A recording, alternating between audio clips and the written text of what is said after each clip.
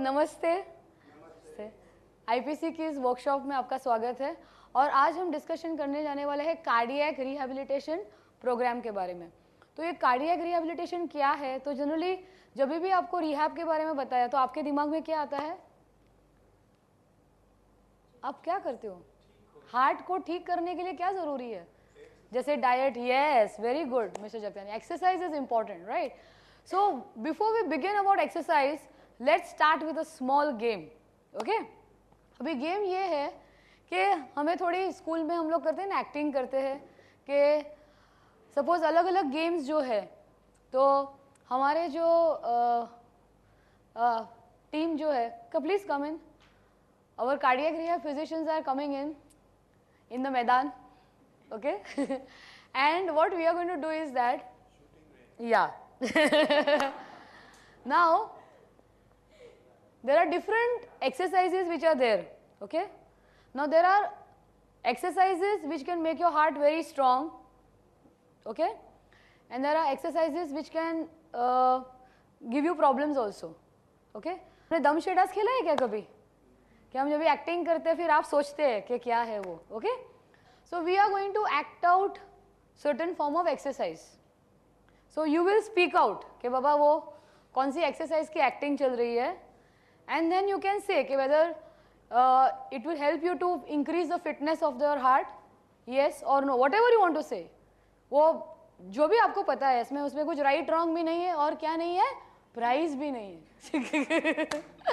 Okay, so I think we should ask our chief to show. You can just demonstrate something, any form of exercise.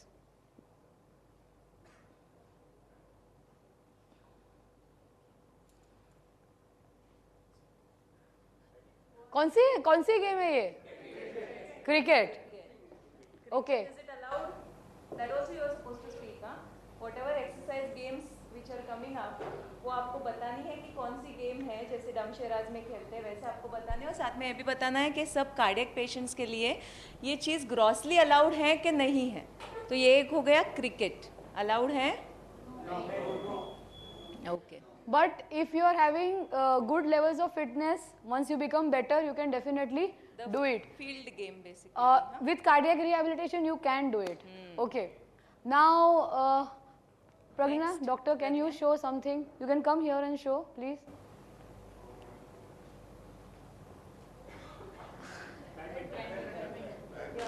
Very good. Allowed to some people again. See, we had one patient who was a 40 years old. He was a badminton player, and he got a chest pain when playing badminton. And when he did a angiogram, he had got 80-90% blocks, and he told that forget badminton, he cannot get down from his house without doing a bypass surgery. It's almost 5-6 years till now, and he's nicely playing badminton and doing things. Okay, so what we are trying to show you is that ke, as heart patients, we have got a lot of inhibitions कि हम ये नहीं कर पाएंगे, वो नहीं कर पाएंगे. The idea of this session is that हम क्या क्या कर पाएंगे, to know that. Okay? ये जो गेम्स है उसको हम ग्रॉसली कैटेगराइज करते हैं कि low intensity and high intensity. जैसे टेनिस और बैडमिंटन में फ़र्क होगा। अगर आप सिंगल बैडमिंटन खेलते हैं, सिंगल्स जैसे खेलते हैं, किसी एक अभी रिसेंटली एक पेशेंट है, वो पेरेल में, वो हमें पूछते हैं कि मुझे मेरी लड़की के साथ बैडमिंटन खेलना है, तो क्या मैं खेल सकता हूँ? लेकिन अगर लड़की कंपटीशन में जाने वाली है और उसको ट्रेनिंग के लिए अगर वो उसके साथ खेलने वाला है तो वो मैं अलाउ नहीं करूँगी। लेकिन अगर आप बाहर घूमने गए हैं और ऐसे ही कैजुअली लीजर पर्पस के लिए आपको खेलना है तो मैं उनको शायद अलाउ कर सकती हूँ। Wow, weights, gym. This is one of the gym activity. What she is doing is weight training, which will be allowed, but if she would have had done with both hands and weight lifting, which will not be allowed. Okay. Now we have Dr. Rashmi.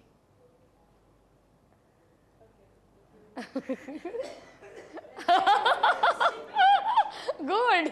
What is this? Jogging, yeah, you are right. The idea is that we are going to discuss cardiac rehab just now. So let's sit down, settle down, and then we get on to the topic. Please come. तो जैसे आपने अभी देखा कि अलग अलग games होती है, यू नो, एक्सरसाइजेस होती है, there are various form of exercises and it has effect on the heart. तो cardiac rehabilitation is basically a science जो आपको हेल्प करता है कि आपकी हेल्थ की जो एफिशिएंसी है, हार्ट की जो एफिशिएंसी है, उस हिसाब से आप क्या क्या एक्टिविटी कर सकते हैं एंड वेरी इंपॉर्टेंट क्या नहीं कर सकते, you know, that is very important. And many times I have seen that patients, you know, they don't understand कि कितना चलना है, कितनी speed. Even after angioplasty is also, तार लाला, स्टेंट किया या bypass, but how they have to live their daily life, और उसमें बहुत फियर है. मुझे याद है एक बार कंसल्टिंग में जब भी बैठी थी तो one patient came to me, then he was walking like this. तो मैंने बोला ये क्या है Shirish, what is this, why you walking like this? बोला this is baby steps you to take when you get heart attack after that. तो मैंने बोला भाई किसने बोला?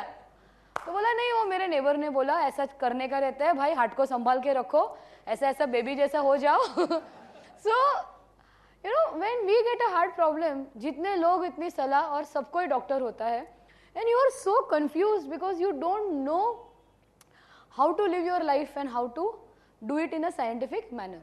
तो आज का ये जो एपिसोड है, what we are discussing is how can we rehab, means how can we learn to work with our given heart efficiency. So just in the beginning what game we played, you know, okay, exercise. So there is a question that how many of you find time for daily exercise? अभी heart patient बनने के बाद तो सब करते हैं, लेकिन पहले जरा याद करो कि how many of you really get into daily exercise? सचमुच याद कर रहे हैं. But how many of you are not doing? Yeah, because see, as per the survey, only hardly 5 to 10% of the Indians are exercising. 90% are not exercising. And what are the reasons? The reasons are time नहीं है. दूसरा, क्यों करे, क्या ज़रूरत है, energy नहीं है, काम में कर जाके आता हूँ, ऑफिस जाके आता हूँ, थक जाता हूँ, क्या ज़रूरत है, एकदम ठीक ठाक हूँ, मुझे कोई तकलीफ नहीं है, क्या एक्सरसाइज की ज़रूरत है. दूसरा, अभी कितनी सारी एक्सरसाइज है, कौन सी करनी है, I don't know what is good for me, bad for me, क्या ज़रूरत है, कर लिया बचपन, खेल कूद कर लिया, कॉलेज में कर लिया, ख़त्म हो गया, अभी मुझे सेटल होना है लाइफ में. एंड लास्टली, अरे वो ज़्यादा एक्सरसाइज करते तो फिर इधर दुखता है, उधर दुखता है, कितना सारा तकलीफ होता है. Who does it? Don't you agree with me? But what is the answer? A man who does not have time and inclination to do exercise is like a busy mechanic who does not have time to sharpen his tools. अगर एक mechanic है जो उसके अस्त्र शस्त्र है, उसको अगर वो शार्पन नहीं करेगा या सर्विस नहीं करेगा तो वो अपना काम कर पाएगा? तो आज हम भी, हमारा जो शरीर है वो भी एक मशीन की तरह है. इतने सारे बोन्स और मसल्स हमें दिए हैं काम करने के लिए, और अगर हम उसका सही उपयोग नहीं करेंगे, एक्सरसाइज नहीं करेंगे, तो वो मशीन अच्छा रहेगा? तो इसके लिए we have to learn now how to sharpen this tools which is a specific science. कि अपने को मन में आया वैसे नहीं करना है, कि कैसे उसको शार्पन कर सकते हैं. Especially now when we get a disease, तभी we have to be more cautious. So let us understand about the heart. The arteries we already know, we recap. Right coronary artery, left main, divides into 2. अभी blockages की वजह से short supply of blood होती है. Most of the times बैठे बैठे बहुत कम लोगों को चेस्ट पेन होता है. Like today also whole day, did you get pain और thing? Nothing. But suppose if you make you walk और jog, suppose from morning to afternoon, if I make you walk walk walk walk, you get exerted. तो उससे क्या होता है, blood supply to the heart कम हो जाती है. The whole purpose is to prevent a heart attack. जैसे मैंने पहले आपको बताया कि जैसे रॉन्ग डाइट से हार्ट अटैक हो सकता है, तो वैसे ही रॉन्ग एक्सरसाइज से भी हार्ट अटैक होता है. कई बार जैसे हम लोग का एक केस स्टडी मैंने देखा था. एक जिम में 35-year-old person, no problems, but he came out of the gym, गाड़ी चालू की ऐसे and he died, sudden cardiac arrest. 35-year-old, no history. Because क्या हो जाता है कि sudden levels of you know excessive exercise also put strain on your heart, coupled with stress. इसके लिए स्ट्रेस मैनेजमेंट भी उतना ही इम्पॉर्टेंट है. तो वो जो एक फिजिकल एक्सर्शन एक्सरसाइज से हम इंड्यूस करते हैं, और दूसरा मेंटल एक्सर्शन जो होता है. So this all is important to prevent a heart attack. Already you know about the blockages. Now when we are doing ECP treatment, तो जैसे हमने बताया कि जब हम कफ्स इन्फ्लेट डिफ्लेट करते हैं, ओके, उसका नतीजा क्या होता है, the collaterals. Now, you know that if you just show them that slide of angiogram, na, that 100% block, now this gentleman has got a 100% block over here. We have not given ECP, we have not given the chelation, but still उनको chest pain नहीं है या he is almost walking for 5 kilometers every day. Why? Because he was a cricket player previously. जो players होते हैं उनके collaterals अच्छे develop हो जाते हैं, लेकिन एक बार अकस्मात ऐसा कुछ पेन हुआ तो वापस वो चक्कर शुरू हो गया एंजियोग्राफी का. तो ये जो काम, just go next, that ECP जो काम करता है मशीन से, वो काम अगर बचपन से ही बच्चे लोग खेलकूद करने लगे और एडल्ट लाइफ में भी हमारी एक्टिविटीज़ चालू रहे तो ये नेचुरल ये बनते जाता है. लेकिन हमें इस लेवल की ट्रेनिंग जो है ये ईसीपी से हमें फ़ायदा होता है. 5 years ऑफ एथलेटिक ट्रेनिंग, मतलब 5 साल अब लगातार जो एक एथलीट जैसे ओलंपिक की रेस के लिए दौड़ता है और वो दौड़ने से जो उसके कोलैटरल्स ओपन होते हैं वो ईसीपी की ट्रीटमेंट से 35 डेज में we are achieving it. So you are understanding now कि जो काम हम एक्सेसिव, मतलब जो जब भी हम एक्सरसाइज कर सकते हैं अभी नहीं कर सकते तो अभी अपने को मशीन्स का यूज़ करना पड़ता है. अभी ईसीपी अपना काम कर देगा लेकिन वापस दोबारा अगर आप एक्सरसाइज नहीं करेंगे तो क्या होने वाला है, इसका फर्दर डेवलपमेंट रुक जाने वाला है.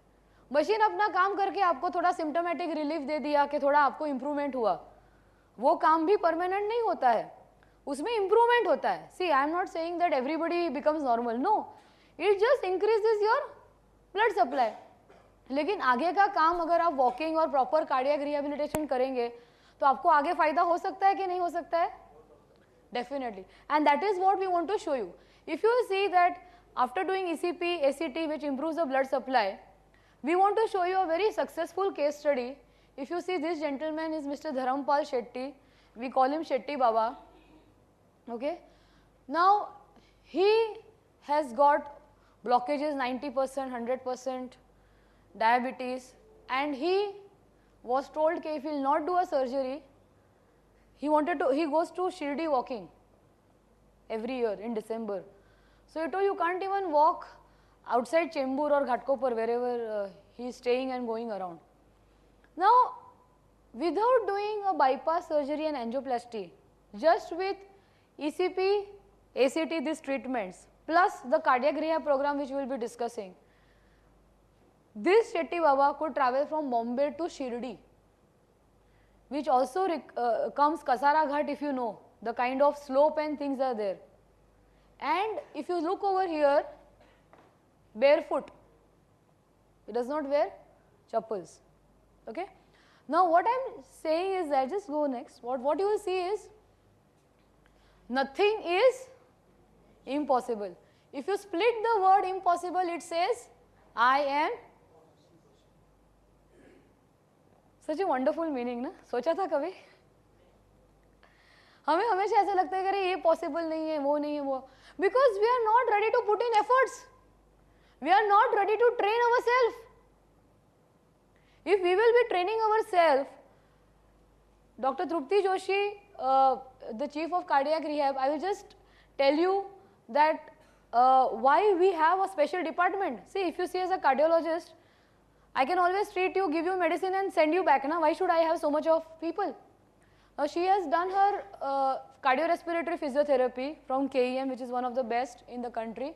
She has got more than 15 years of experience, and she has specially a postgraduate course from University of Chester, England. We are following the international guidelines. So as per these guidelines, we trained Mr. Shetty for 3 months to make him walk to Shirdi. We set the parameters. It has not come easy. You can understand the kind of things which you are taking up for a heart patient who is not supposed to go down his building without doing a surgery, not walking half an hour, 1 hour, but making him walk to Shirdi. So let us understand that what are these mechanisms, what are these principles. So Dr. Trupti Joshi is going to be with here today, and she is going to tell us about the cardiac rehab.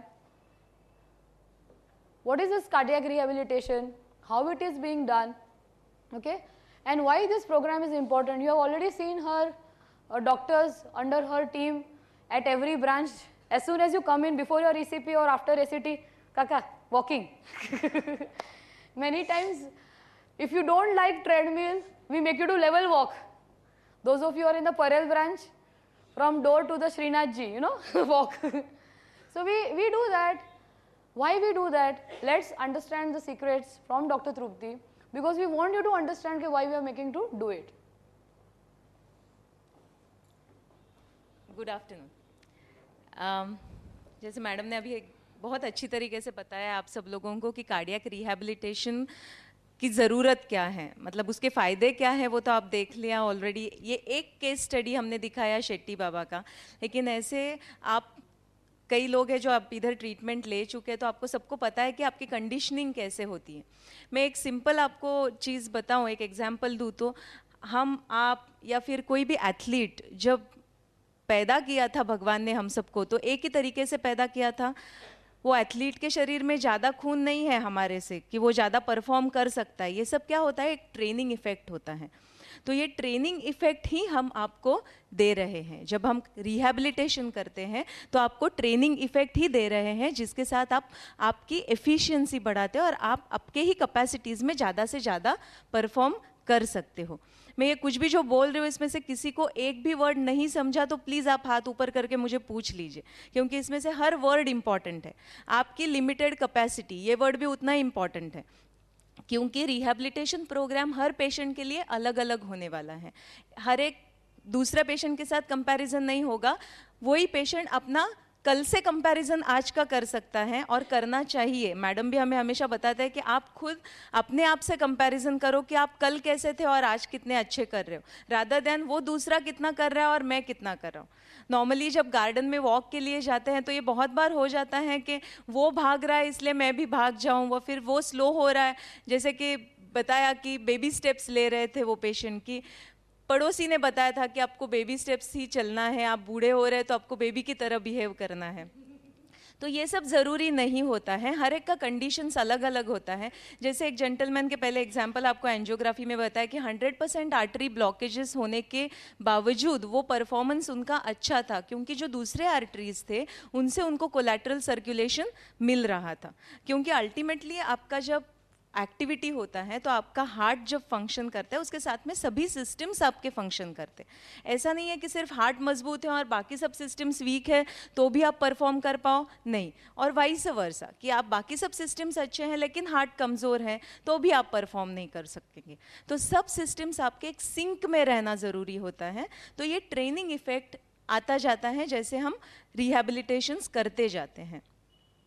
ये definition है कि it is a customised programme, मतलब हर person के लिए, हर customer के लिए, हर customised है, उसके लिए अलग होगा. एक पेशेंट के लिए मैं 3.5 किलोमीटर लूँगी, दूसरे पेशेंट के लिए मैं लेवल वॉक लूँगी, क्योंकि मैं उनको शायद ट्रेडमिल पे नहीं ले सकती हूँ, उनका कंडीशन नहीं है. तो ये कस्टमाइज्ड प्रोग्राम है. और अल्टीमेटली एम क्या है इसका कि बेटर क्वालिटी ऑफ लाइफ. हम जब सीखते थे, मैं फिजियोथेरेपिस्ट हूँ, तो मैं जब सीखती थी तब ऐसे एक सेइंग्स बहुत पॉपुलर था फिजियोथेरेपी डिपार्टमेंट में. ऐसा था कि डॉक्टर और physician gives years to life and physiotherapist gives life to years. जो आप साल जीने वाले हैं उसको अगर आप अच्छी क्वालिटी के साथ जियोगे, फुल ऑफ लाइफ जियोगे, लाइवली जियोगे, तो आपका वो जीना सफल है. नहीं तो आप 100 साल जिए लेकिन सबका गाली सुन के जिए, पथारी में पड़ के जिए, तो वो जीना क्या जीना है. तो ये एक कहावत बहुत एक फेमस थी, पॉपुलर थी, जो आज भी वैल्यू रखती है. So basically quality of life इस पे एम्फसाइज होता है. दूसरा एक है कि कार्डियक रिहैबिलिटेशन प्रोग्राम आज हम डिस्कस करने वाले हैं एक्सरसाइज के बारे में, पर रिहैबिलिटेशन प्रोग्राम हम जो आईपीसी में कहते हैं उसमें diet, exercise, yoga, meditation and a role of physician, basically first role of physician to assess the patient, और बाकी ये सभी रोल इसमें इंक्लूडेड हैं. तो ये आपको physically as well as mentally emotionally stable बनाता है ये रिहैबिलिटेशन प्रोग्राम. तो ये जो टीम है जो मैंने अभी डिस्क्राइब किया कि ये एमडी फिजिशियन है, रिहैबिलिटेशन थेरेपिस्ट हैं, डाइटिशियंस हैं, योगा इंस्ट्रक्टर्स हैं, स्ट्रेस मैनेजमेंट काउंसलर्स जो अभी डॉक्टर जोशी आते हैं जो आपके साथ बैठते हैं, ये सभी चीज़ें इक्वली इंपॉर्टेंट है। अभी मैडम आपको बताएंगे कि एमडी फिजिशियन क्या असेसमेंट करते हैं। जैसे डॉक्टर तृप्ति ने आपको बताया कि ये जो एक टीम है कार्डियक रिहैब की, so as you are seeing that when as an MD doctor we see the patients, you know, तो सबसे पहले हम ये असेसमेंट करते हैं। जैसे इन्होंने वो भी एग्जांपल दिया कि physician adds the increases the number of years and the physiotherapist adds the life because quality of life. तो medication से, assessment से we can definitely increase the life span. लेकिन उसमें आप एक्सरसाइज कैसे करेंगे, आपके लिमिटेशंस क्या है, तो वो जो पूरा होता है that is in we both work together कि we set the limitations for the patient, like which patient can do which kind of exercise. We have our forms and everything. So when we have, as you see, we have a team now of all the people. They write when you are doing the exercises, the MET values, you know, कितना चलना है, कौन सी speed में चलना है, warm up है, exercise phase है, brisk phase में आप कितना चलेंगे, कूल डाउन क्या है. तो ये जो सब फैक्टर्स है, प्लस उसके साथ दूसरा क्या है कि हमें क्लिनिकली क्या देखना पड़ता है कि स्पेशली हमारे पास जब भी पेशेंट्स आते हैं, they are after heart attack, you know, recently after heart attack, या रिसेंटली एंजियोग्राफी करके आए हुए हैं, या किसी की प्लास्टी हो गई है या बाईपास हो गई है, तो हमें असेसमेंट करना पड़ता है कि उनको कौन सी लेवल ऑफ एक्सरसाइज दे सकते हैं, क्या नहीं कर सकते. So you know this are all the details which a physician has to see and then work in coordination with the physiotherapist. Physical activity का भी एक असेसमेंट होता है. जब फर्स्ट डे पेशेंट आता है तो आपने देखा है कि एक असेसमेंट होता है आपके ब्रांच रिहैबिलिटेशन थेरेपिस्ट के पास से. नॉर्मली आपको ये कहा जाता है कि आपका फर्स्ट सेशन है वो तृप्ति मैडम के साथ ही होगा, क्योंकि जो चीफ कार्डियक थेरेपिस्ट है वो उस टाइम मौजूद होना बहुत ज़रूरी होता है, क्योंकि उसी दिन आपके असेसमेंट के हिसाब से आपका एक प्रोटोकॉल सेट किया जाता है कि आप कितने स्पीड पे चलोगे. इसके लिए बहुत से चीज़ें ध्यान में रखना ज़रूरी होता है. मेनली होता है कि आपके हार्ट का कंडीशन कैसा है. आपका हार्ट जो है वो एक स्नायु है, वो एक मसल है. तो जैसे बाकी मसल्स को हम स्ट्रेंथन कर सकते हैं वैसे हार्ट को भी हम स्ट्रेंथन कर सकते हैं, लेकिन उसका बेजल कैपेसिटी कितना है वो मालूम होना पहले ज़रूरी है. एक आध बच्चा लगातार फेल होता जा रहा है और अचानक से हम लोग उसको बहुत हाई फाई कुछ सिखाने जाए तो वो नहीं कर पाएगा. तो आपका हार्ट अगर कमज़ोर है और अचानक मैं समझूं कि नहीं आपका उम्र कम है तो आपको 6 किलोमीटर के स्पीड पे चलना ही चलना है, तो ऐसे नहीं हो सकता है. अगर कोई पर्सन आज तक 30 उम्र का है, तकलीफ से आया है, लेकिन कंडीशन नहीं है, आज तक कभी भी एक्सरसाइज नहीं किया है, और उसके अगेंस्ट हमारे जगतियानी सर वो 5.5 किलोमीटर की स्पीड पे भी आज चल सकते हैं, क्योंकि वो खुद को, वो 70 प्लस है, हाँ, तो वो खुद को ट्रेनिंग किया हुआ है उन्होंने. तो age is no bar, but your conditions are something which is very important. Your heart condition is something which is very important. और जगतियानी भी, आज मिस्टर जगतियानी ये स्टेज पे आए हैं, वो भी धीरे धीरे ट्रेनिंग करते हुए आए हैं. अचानक से उन्होंने 5 या 5.5 का स्पीड नहीं पकड़ा है. उनका एग्जाम्पल लेने का मतलब इतना ही था कि एज एक क्राइटेरिया होगा, लेकिन आपको कितने प्रीवियस हार्ट अटैक्स आए हैं, आपका एंजियोग्राफी रिपोर्ट क्या है, आपका इको रिपोर्ट क्या है, टीएमटी रिपोर्ट क्या है, ट्रेडमिल पे जो टेस्ट होता है उसमें आपने कितना परफॉर्म किया है, आप रेगुलर आपके एक्सपेक्टेशंस क्या है, वो भी उतना ही ज़रूरी है. क्या है कि अगर एक आध आदमी का एक्सपेक्टेशन है ही नहीं कि वो ज़्यादा भागदौड़ करे, तो उसमें उसको ट्रेन करने के अलावा वो अगर 6th फ्लोर पे 4th फ्लोर पे रहता है जहाँ लिफ्ट कायम बंद होती है, तो मैं उसको स्टेयरकेस क्लाइंबिंग के लिए ट्रेन करूँगी. तो उनको रिक्वायरमेंट्स किस तरीके से हैं, आपका कंडीशन कैसा है, उसके हिसाब से, और आपको परमिसिबल क्या है, इसके हिसाब से एक प्रोटोकॉल सेट किया जाता है. ये हुआ physical activity. I just would like to add a point. You know, many of them are doing exercises, and there are 3 things which we have seen that they do exercise, okay, at that point of time symptoms happen, chest pain or discomfort. That is one group. That is good कि बाबा symptoms आए, ECG में भी changes आए, वो उनका cut off point हो गया. दूसरा ग्रुप के symptoms आ रहे हैं लेकिन हार्ट में सप्लाई नॉर्मल चल रही है. और तीसरा ग्रुप के उनको सिम्टम्स महसूस ही नहीं हो रहा है और वो चल रहे हैं. तो अभी अलग अलग ग्रुप को हमें अलग अलग हैंडल करना पड़ता है. कई बार कोई लोग अगर ज़्यादा चलते हैं और उनको साइलेंट सिम्टम्स होते हैं तो हम उनकी एक्टिविटी कम कर देते हैं, तो वो लोग हमारे पास काफ़ी नाराज़ हो जाते हैं कि अरे हम तो यहाँ ज़्यादा चलने के लिए आए थे, आप तो जो चल रहे हो वो बंद करवा रही हो. So these are the things which we face. What we want to drive home the point of physical activity is that कि subjective evaluation is how you feel and objective evaluation is what we see on our screen, on the ECGs, your parameters. You know, हम लोग एक pulse oximeter लगाते हैं आपको कि आपके oxygen requirements कितने हैं, कि चलने पे अगर ब्रेथलेस होता है तो कोई लोगों को एसोसिएटेड लंग प्रॉब्लम्स होता है तो लंग्स कम होते हैं. So we do it in a very systematic manner. Now you are understanding the importance and if you see the lifestyle modification that इसके साथ साथ जो डाइट है, न्यूट्रिशन है, योगा है, मेडिटेशन है, all this things are very important which we already discussed. Cardiac rehabilitation में it is not only walking, jogging और swimming the activities, but there are outdoor activities. Like हम लोग ने, आप देखेंगे कि फॉलोअप्स में specially we have written visa package. You know, now what is this visa, कि भाई आपको यूके जाना है. आजकल सबके बच्चे अब्रॉड होता है तो वो वीज़ा लेने से पहले हमारा वीज़ा लगता है. हाँ, कि whether you are fit to travel to UK और यूएस और गो टू ट्रैवल. किसी को वैष्णो देवी की ट्रिप पे जाना है, जनरली एज में सबको यात्रा करनी है. मुझे एक समझ में नहीं आता, पहले किसी को भी यात्रा नहीं करनी है. सबको हार्ट पेशंट्स बनने के बाद आता मला वैष्णो देवी कसं जाणार, मला जायला मिळणारच नाही. Many times I have seen that we feel very upset of the things when we have lost it. When we could do it, we never think about it. So, anyway, what I want to share is that whatever the activity which we want to do, we understand from you, and we expect that whatever activity you want to do, you have to do it in consultation with us. There are special situations like operations, anesthesia, fitness. So, all these things require a protection to your heart. Then there is one more thing which is about your sexual activity, because this is one topic which is never discussed. मैंने एक बार जब मैं OPD में patient देख रही थी तो that person had come to me for consultation, had already done his angioplasty, and after angioplasty when he resumed back to his normal relations with wife, on the night he got a attack. Now see, and he collapsed, he had to be rushed and resuscitated.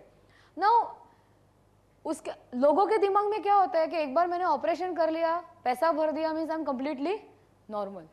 This is where cardiac rehab program is very important, कि what all activities you can do, because sexual activity में भी there is increase in heart rate. जब भी heart rate आपका बढ़ने वाला है, blood supply की शॉर्टेज हो सकती है. तो कितना हार्ट रेट बढ़ता है उस पे से सप्लाई शॉर्टेज डिसाइड होती है. So when we are doing the cardiac rehab programme, we train not only in one aspect of life but all the aspects of life. Then comes the psychosocial support. That, don't you think that your mind plays a very important role in exercise? Because I always hear, आता पावसाची season आहे, नंतर थंडी खूप वाजते आणि आता खूपच गरम आहे, उकडतो, कसं जाणार. ओव्हर 12 months खतम. So creating an environment, the psychosocial support, as we told, that there is a lot of anxiety, and I also agree with you that walking on this city roads is really an anxiety, क्योंकि heart का problem solve करने में हड्डी भी टूट सकती है. So it is really a challenge that building पे, टेरेस पे, कहाँ we can make it practical, या घर पे treadmill, encouraging other people, especially जब यहाँ वाइफ्स भी है तो सपोर्टिंग कि भाई हम भी, आपको ब्लॉकेजेस है ना, आप चलने जाओ, हमको सोने दो. दे ऑलवेज वॉन्ट कि माला घरी काम है, मेरे को ये है, मुझे इधर जाना है, मुझे भजन में. तो यू हैव टू अंडरस्टैंड कि जितना आप अपने स्पाउस के साथ आप जा सको, उनको सपोर्ट कर सको खाने पीने में, एक्टिविटीज़ में, that is very very important. जैसे मैडम ने अभी बताया कि 3 कैटेगरी के पेशेंट्स होते हैं, वैसे उसमें से भी और 2 क्लासीफाई में करूँ तो एक प्रिवेंटिव ग्रुप होता है और एक कार्डियक ग्रुप होता है. एक कार्डियक ग्रुप है जिनको कुछ न कुछ प्रॉब्लम्स हैं, सिम्टम्स हैं या नहीं है लेकिन प्रॉब्लम है, डिटेक्ट किया गया है. दूसरा ग्रुप है जो प्रिवेंटिव ग्रुप है, मतलब जिनको रिस्क फैक्टर्स हैं. आपको पता होगा, आप जब आए थे तो हमने जब केस हिस्ट्री भरा था तो उसमें रिस्क फैक्टर्स लिखे हुए रहते हैं कि कौन कौन से आपने स्मोकिंग करते हैं, ब्लड प्रेशर है, डायबिटीज़ है कि नहीं, फैमिली हिस्ट्री है कि नहीं, कोलेस्ट्रॉल कितना ज़्यादा है, ये सीडेंटरी लाइफस्टाइल है, मतलब आप रोज एक्सरसाइज करते हो नहीं, ये सब रिस्क फैक्टर्स है। तो इनमें से कोई भी अगर रिस्क फैक्टर हो, 1 या 2 रिस्क फैक्टर्स हो, लेकिन आपको सिम्टम नहीं हो, भले आपके लड़कों के लिए भी हो सकता है ये वैल्यूएबल चीज़ कि उम्र कम हो, लेकिन वो भी ये कैटेगरी में आते हैं कि उनको सीआरपी बहुत यूजफुल हो सकता है। और दूसरे तो ऑब्वियस कार्डियक कैटेगरी के लोग हैं। इसमें और एक मैं एम्फसाइज करना चाहती हूँ कि जैसे मैडम ने अभी कहा, पोस्ट सर्जिकल पेशेंट्स, बहुत हॉस्पिटल्स में पता नहीं क्यों लेकिन ये अवेयरनेस अभी भी नहीं है कि एंजियोप्लास्टी या बाईपास करने के बाद वो पेशेंट को कार्डियक रिहैबिलिटेशन करना उतना ही ज़रूरी होता है। इनफैक्ट मैं उस पर ही आगे जाके कहूँ कि आपका ऑपरेशन तभी ज़्यादा से ज़्यादा सक्सेसफुल होगा जब वो कार्डियक रिहैबिलिटेशन करेगा। ये आज मैं वापस एम्फसाइज कर रही हूँ इसके लिए कि आपके भी कोई दोस्त हो या रिश्तेदार हो जो सर्जरी में से गुजरे हो, तो उन्होंने रिहैबिलिटेशन किया है कि नहीं, ये देखना ज़रूरी है। क्योंकि रिहैबिलिटेशन का मेन एम होता है कि आपको आपके प्री इवेंट लाइफस्टाइल तक पहुंचाना। मतलब अभी जो भी कुछ तकलीफ हुआ, बहुत बार पेशेंट्स डिप्रेशंस में चले जाते हैं कि मुझे अभी कार्डियक ट्रबल हुआ है, अभी मैं कुछ भी नहीं कर सकता हूँ। सोशली वो एकदम कट ऑफ हो जाते हैं, कभी कभार ऐसे लगता है यूजलेसनेस है। बहुत बार एज के साथ भी ये फीलिंग आने लगती है कि मैं कुछ काम का नहीं रहा हूँ। तो सोसाइटी के लिए आप यूजफुल हो जाए और आपका सोशल सपोर्ट भी बढ़े, आपका सोशलाइजेशन बढ़े, इसके लिए भी सबके लिए सीआरपी आपको मदद करता है। क्योंकि आपका एक्टिविटी लेवल बढ़ेगा, वेल बीइंग का एक फील होता है, आपको अच्छा महसूस होता है, इलेटेड महसूस होता है, पूरे दिन आप अच्छा गुजरता है, आपको एक एनर्जी रहती है, मोटिवेटेड रहता है। आदमी जो खुद मोटिवेटेड रहता है वो आजू बाजू के 10 लोगों को भी मोटिवेट कर सकता है। तो ये सब चीज़ों की वजह से ऑब्वियसली आप पॉपुलर होते जाते हो सोशल लाइफ में आपके, और आपका सोशलाइजेशन भी बढ़ता जाता है।